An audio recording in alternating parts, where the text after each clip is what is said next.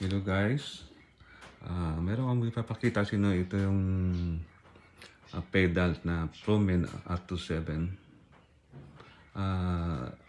Karamihan ayaw to agad ng iba dahil plastic ang bearing, gano'n.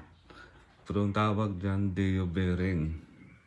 Itong pedal ay ginagamit to sa mga sa enduro o exit trails, lalo na sa mga MTB na high-end.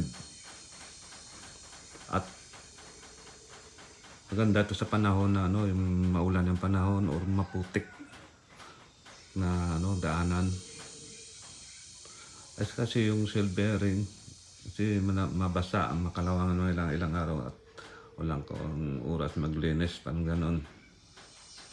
Ito sa experience ko kasi yung plastic na bearing, yung nag-aayos kami dati sa liquid pump, plastic din yung ginagamit. Yan, parang ganon ba? Kaya walang problema yun sa friction ng plastic sa kayong bakal, walang problema.